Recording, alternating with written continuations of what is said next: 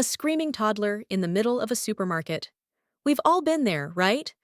But what if I told you that Korean parents use a technique that can stop tantrums in about 60 seconds, without yelling, without bribing, and without losing their minds? Sounds impossible. But here's what shocked me. It wasn't just how fast it worked. It was how closely it matched what neuroscience now understands about how kids' brains actually calm down. Stay with me, because what I'm about to share can turn those meltdown moments from a nightmare into something surprisingly manageable. And once you see it, you'll never handle tantrums the same way again. So let's dive in. So what exactly is this Korean method? It's rooted in a concept called Jeong, a deep emotional bond that goes beyond simple attachment. But here's the part that really matters. It's not about the label. It's about what Korean parents actually do in the moment. Studies tracking families over several years consistently show the same pattern. Children who experience co-regulation early on tend to have fewer and shorter tantrums by the time they reach preschool age. Here's how it works in real time. When a tantrum starts, instead of immediately trying to stop the behavior, Korean parents do something counterintuitive. They match the child's emotional intensity first. Not the screaming, let's be clear, but the energy level. If your toddler is at a 10, you meet them at an 8. You get down to their eye level, you acknowledge the bigness of their feelings with your body language and tone. Think of it like this.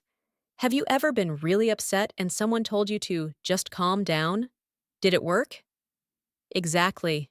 Children are tiny humans with huge emotions and tiny vocabulary. They need to feel felt before they can regulate. But wait, there's something even more fascinating about the timing. Let me walk you through the exact 60-second protocol, because timing is everything here. Seconds 0 to 15, the mirror phase. You physically lower yourself to their level. Make eye contact. Use a calm but present voice. I see you. You're really upset right now. That's it. No explaining, no reasoning, no. But we talked about this. Korean parents call this mayumol yolda, literally opening the heart. Seconds 15 to 35. The naming phase. Here's where neuroscience gets beautiful. You name the emotion. You feel angry because you wanted that toy. Research from UCLA shows that simply labeling emotions reduces activity in the amygdala, the brain's alarm system, sometimes within just seconds. You're literally helping their brain calm down by giving words to the chaos. Seconds 35 to 50. The breathing bridge. Now you introduce synchronized breathing, but sneakily. You start taking slow, visible breaths. Kids are natural mimics. You don't say, "breathe with me." That's a command, and they're already in rebellion mode. You just breathe, loudly enough to notice. I tried this with my nephew last week, and I swear I sounded like Darth Vader doing yoga. But you know what? It worked. He stopped mid-scream to ask why I was breathing funny, and just like that, the tantrum spell was broken. Seconds 50 to 60, the choice redirect. Final phase. Offer 2 acceptable choices. Do you want to hold my hand or walk by yourself?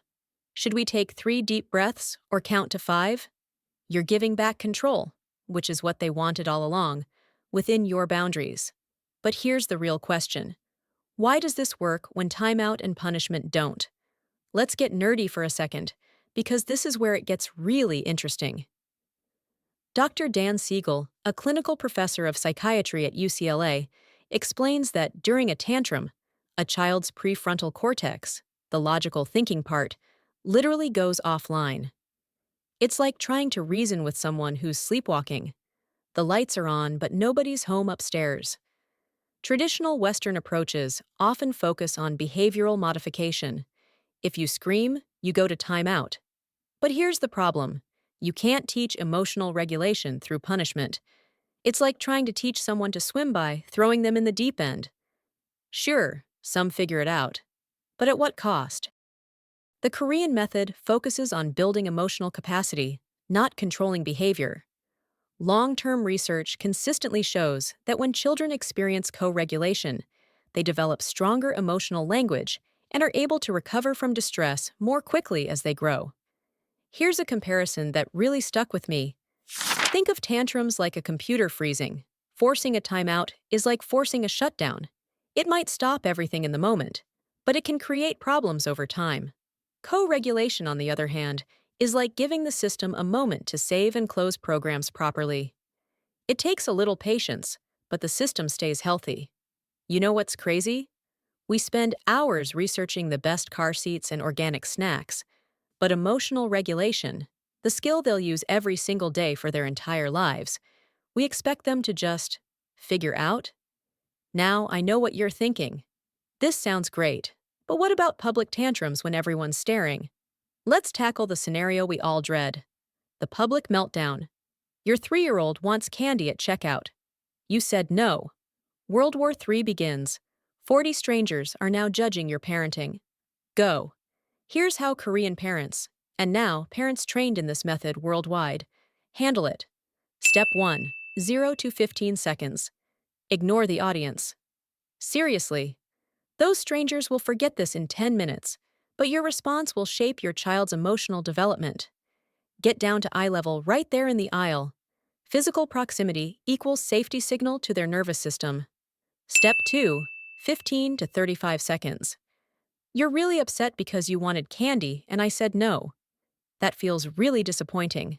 Notice you're not saying, "But sugar is bad," or "I already told you no." You're simply acknowledging the feeling. Research on emotional regulation shows that when children feel acknowledged, they're able to return to calm much more quickly than when parents jump straight to redirecting behavior. Step 3. 35 to 50 seconds. Here's the magic moment. You stay calm. Your nervous system is regulating theirs. This is biological. According to Stephen Porges' polyvagal theory, children naturally take cues from their caregiver's nervous system. When you stay calm and present, your child begins to settle too, through consistent co-regulation. I watched a Korean mom do this at a Seoul subway station, and I swear it was like watching a tantrum whisperer. The kid went from full meltdown to calmly holding her hand in under a minute. Meanwhile, the rest of us were just standing there with our mouths open like we'd witnessed a magic trick. Step 4. 50 to 60 seconds. The choice. We're not getting candy today, but you can choose.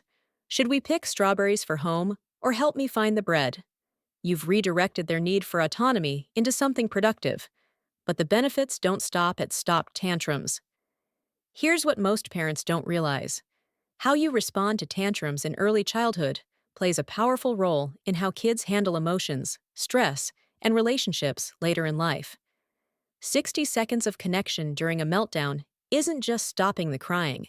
It's shaping how the brain learns to regulate emotions over time. Tina Payne Bryson, co-author of The Whole Brain Child, puts it perfectly. Every tantrum is an opportunity to build brain architecture. What's powerful is that this perspective has long been reflected in how Korean parents approach big emotions, and modern neuroscience is now helping explain why it works. And here's what I love most about this method. It doesn't just help kids, it helps parents too. Parents who practice co-regulation consistently often describe feeling calmer, more connected to their children, and less reactive in stressful moments. You're not just raising calmer kids, you're becoming a calmer parent, and in our chaotic, overstimulated world, isn't that what we all need? Quick pause before we continue. If this is resonating and you're thinking, "Why didn't anyone teach me this before?" Feel free to like this video. It really helps more parents find it. And if you want more evidence-based parenting strategies that actually work in real life, go ahead and subscribe.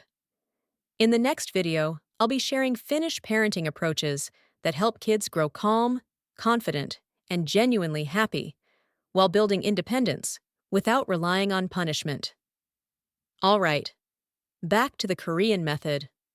So let's recap what we've discovered.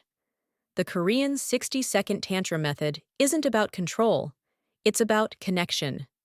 Mirror their energy, name the emotion, breathe together, and offer choices. 4 simple steps that leverage neuroscience and centuries of cultural wisdom.